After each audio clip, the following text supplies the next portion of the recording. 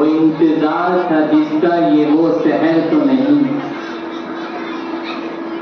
یہ وہ سحر تو نہیں کہ جس کی آرزو لے کر چلے تھے یار کہ مل جائے گی کہیں نہ کہیں۔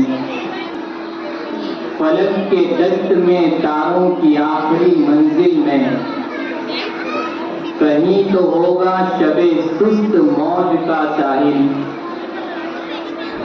کہیں تو جا کے رکے گا سفینہ غم دل، جگر کی آگ، نظر کی امنگ، دل کی جلن، کسی پہ چارہ ہجرا کا کچھ اثر ہی نہیں، ابھی گرانی شب میں کمی نہیں آئی، نجات دی گئے دل کی گھڑی نہیں آئی، چلو چلے کہ وہ منزل ابھی نہیں آئی۔ آج یوم جمہوریہ ہے، جسے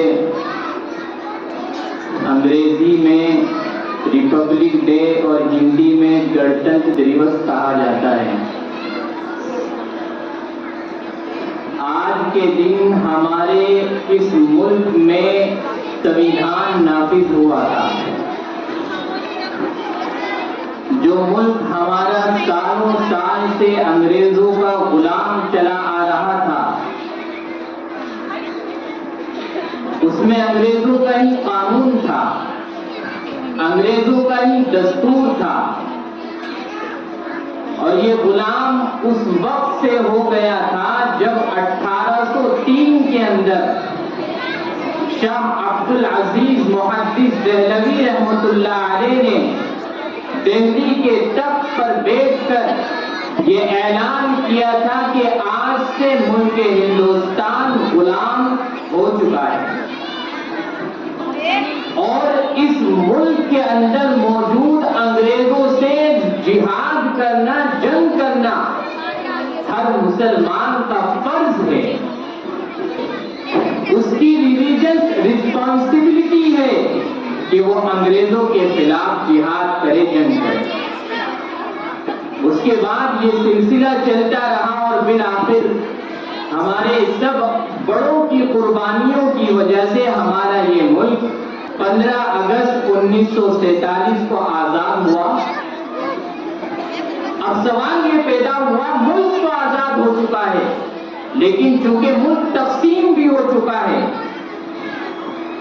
اب جب ملک تقسیم ہو چکا ہے تو ملک کا قانون کیا ہوگا، ملک کا دستور کیا ہوگا، ملک کا کانسٹیٹیوشن کیا ہوگا، ملک کا سنویدھان کیا ہوگا؟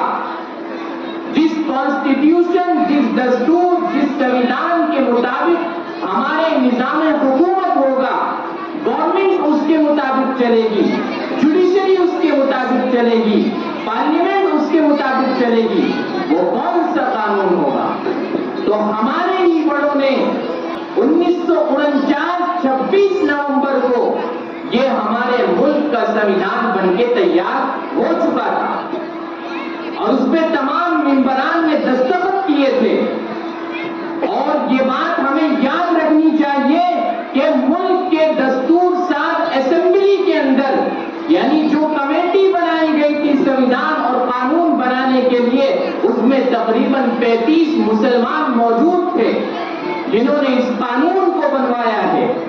حیرانگی ہوتی ہے کہ ہمارے بڑوں نے، ہمارے بزرگوں نے کس قدر خوبصورت بھارت کا سنویدھان ہمیں دیا ہے، یہ خوبصورت دستور جس کے اندر سیکولرزم موجود ہے، جس کے اندر ایکوالٹی موجود ہے، جس کے اندر فیٹرنٹی موجود ہے، جس کے اندر مساوات موجود ہے، جس کے اندر بھائی چارہ موجود ہے، جس کے اندر پریم موجود ہے، جس کے اندر پیار موجود ہے، جس کے اندر محبت موجود ہے،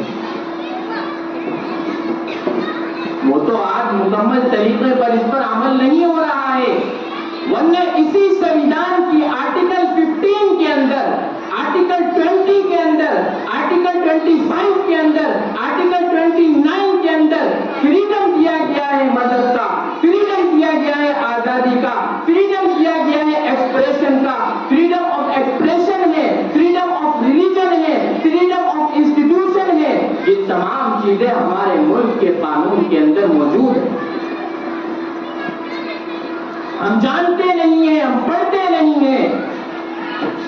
بچے جو آج پڑھ رہے ہیں، اگر ان کے اندر جذبہ موجود ہوگا، اگر ان کے اندر تڑپ موجود ہوگی، تو انہی بچوں میں سے کل کو جا کر کوئی ڈاکٹر بنے گا، کوئی انجینئر بنے گا، کوئی پروفیسر بنے گا اور کوئی لائر اور وکیل بنے گا۔ جب ہماری سوسائٹی کو، ہمارے مسلم سماج سے ڈاکٹر بھی ملیں گے، پروفیسر بھی ملیں گے، انجینئر بھی ملیں گے، لائر بھی ملیں گے، تو ہمارے اس ملک کا مسلمان ترقی کرے گا۔ تعلیم اور ایجوکیشن اور شکشا کے بغیر ترقی پا جانا، کامیاب ہو جانا یہ ممکن ہی نہیں ہے، اور خاص طور پر اس ملک میں تعلیم اور ایجوکیشن کے بغیر کامیاب ہونا یہ امپاسبل ہے۔ یہ قانون جو 1950 کے اندر بنایا گیا تھا اور 1950 26 جنوری کو یہ قانون نافذ ہوا تھا، اس وقت یہ فیصلہ کیا گیا تھا کہ آج سے یہ ملک اسی قانون کے مطابق چلے گا، اسی کانسٹیٹیوشن کے مطابق چلے گا، اسی بھارت کے سنویدھان اور دستور کے مطابق چلے گا۔ اور اس بھارت کے دستور اور آئین کے پریمبل کو دیکھیے، پریمبل کے اندر کیا لکھا ہوا ہے؟ سب سے پہلے اس قانون کی کتاب کے اندر جو پریمبل لکھا ہوا ہے وہ بڑا شاندار پریمبل ہے۔ اگر اس کو ہم پڑھیں، اس کو ہم سمجھیں، تو ہمیں معلوم ہوگا کہ ہمیں قانون اور سنویدھان اور دستور اور کانسٹیٹیوشن نے کیا رائٹس دیے ہیں، کیا حقوق دیے ہیں۔ سنویدھان اور قانون جو سٹارٹ ہوتا ہے، جو شروع ہوتا ہے، وہ اس لفظ سے شروع ہوتا ہے، وی دا پیپل آف انڈیا۔ ایک عزم کیا جا رہا ہے، ایک کمٹمنٹ کیا جا رہا ہے، اس قانون کی کتاب کے شروع میں کمٹمنٹ کیا جا رہا ہے کہ ہم بھارت کے عوام متانت اور سنجیدگی کے ساتھ عزم کرتے ہیں، یہ ارادہ کرتے ہیں، یہ کمٹمنٹ کرتے ہیں کہ ہم بھارت کو ایک مقتدر، سماجوادی، غیر مذہبی عوامی جمہوریہ بنائیں گے۔ یعنی ہم اب ایسا بھارت سجائیں گے، ایسا ملک سجائیں گے، ایسا انڈیا بنائیں گے، ایسا ہندوستان بنائیں گے جو غیر مذہبی ہوگا، جس ملک کا کوئی مذہب نہیں ہوگا، جو ملک سیکولر ہوگا، جس ملک کے اندر کسی مذہب کی بڑائی نہیں ہوگی، ہر مذہب کے ماننے والوں کو اس کا حق دیا جائے گا، جس کو جمہوریہ بنایا گیا ہے، ڈیموکریسی جس کے اندر ہے، سیکولرزم جس کے اندر ہے، ایکوالٹی جس کے اندر ہے، اور اس کے تمام شہریوں کے لیے حاصل کریں گے انصاف سماجی، معاشی اور سیاسی۔ یہ انصاف کیا چیز ہے؟ آج ظلم کہاں کہاں ہو رہا ہے؟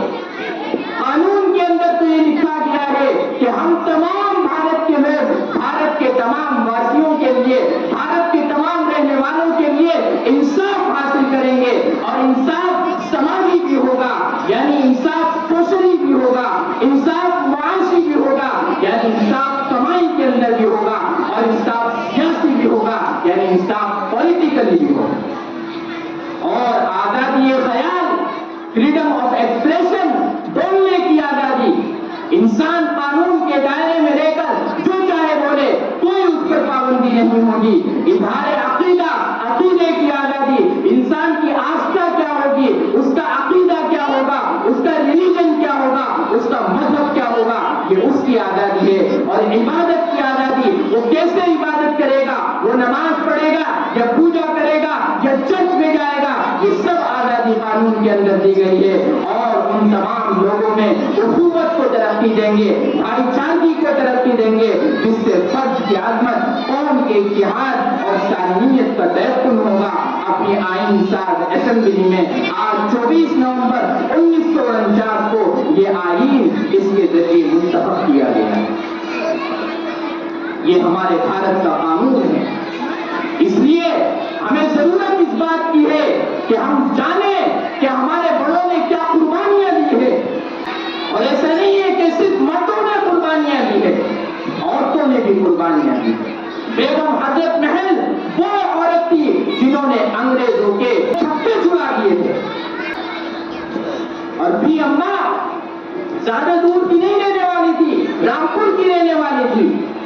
آج بھی ان کے نام سے رامپور کے اندر گیٹ موجود ہے، باب بھی اماں بنا ہوا ہے۔ کون تھی بھی اماں؟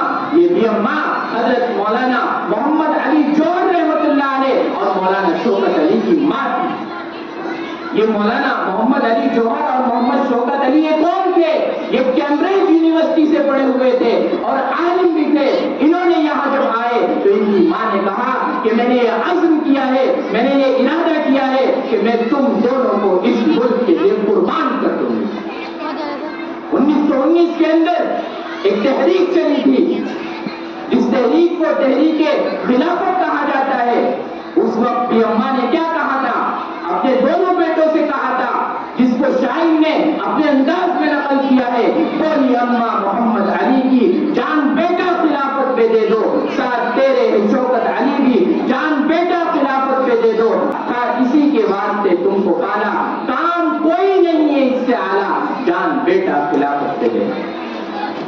گاندھی جی ان کا احترام کیا کرتے تھے, ان کی عزت کیا کرتے تھے, کوئی ان کو ان کے نام سے نہیں پکارتا تھا, ہر ایک ان کو پی اماں کہتا تھا, ان کے احترام کرتا تھا, ان کی عزت کرتا تھا. پنڈت جواہر لال نہرو ان کے سامنے نیچے بیٹھا کرتے تھے. یہ بھی اماں تھی جنہوں نے اپنے دونوں بیٹے محمد علی اور محمد شوکت علی کو اس ملک کے لیے قربان کیا, تیار کیا تھا اس ملک کے لیے. اور ایک موقع پر انہوں نے کیا کہا تھا؟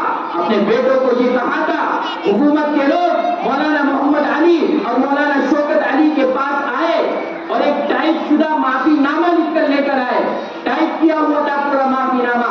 بس دونوں سے کہا, اے محمد علی, اے شوکت علی, اس پہ دستخط کر دو, ہم تم سے کچھ مطالبہ نہیں کرتے, ہماری تم سے کوئی ڈیمانڈ نہیں ہے, بس تم اس پہ دستخط کر دو. جب بی اماں کو پتا لگا کہ محمد علی اور شوکت علی کے پاس انگریز کے افسران آئے تھے معافی نامہ لے کر, اس وقت بھی اماں بولی کہ تم دونوں بھائی معافی نامے پر دستخط نہیں کرو گے, اگر تم نے دستخط کیے تو میں نہ تمہارا دودھ بخشوں گی اور نہ تمہاری کبھی شکل دیکھوں گی. یہ ہماری مائیں ہوا کرتی تھی, یہ قربانیاں دیا کرتی تھی. اگر دین کی باری آئی تو دین کی خاطر بھی ہماری ماؤں نے قربانیاں دی ہے, اور اگر ملک کی باری آئی تو ملک کی خاطر بھی ہماری ماؤں نے قربانیاں دی.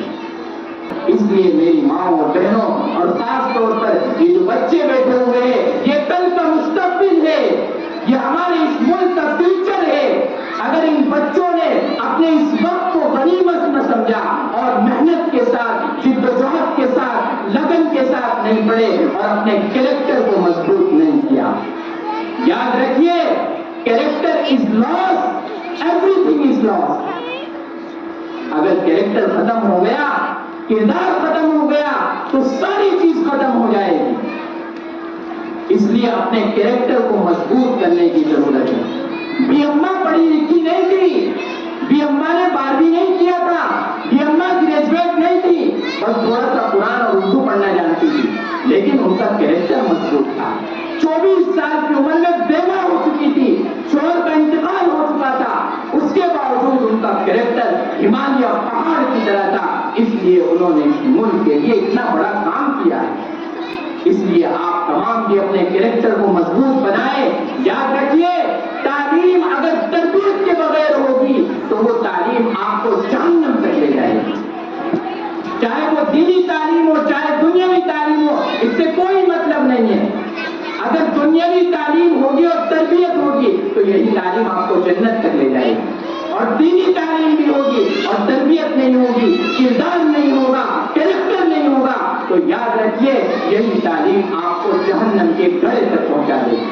دنیا میں بھی آپ کو رسوا کر دے گی اور آخرت میں بھی آپ کو رسوا کر دے گی. اس لیے اپنے اندر اسکل اور صلاحیت پیدا کرنے کی کوشش کریں, محنت سے پڑھیں, آگے بڑھیں. پڑھیں گے تو آگے بڑھیں گے, اور نہیں پڑھیں گے تو پیچھے رہ جائیں گے, اور پیچھے رہ جائیں گے تو ہمارے سماج کا نقصان ہوگا, ہماری سوسائٹی کا نقصان ہوگا, ہمارے معاشرے کا نقصان ہوگا. اور اگر ہماری وجہ سے ہمارے سماج, ہمارے معاشرے, ہماری سوسائٹی, ہمارے ملک کا نقصان ہوتا ہے تو ہم سے بڑا بدقسمت کوئی ہو نہیں سکتا.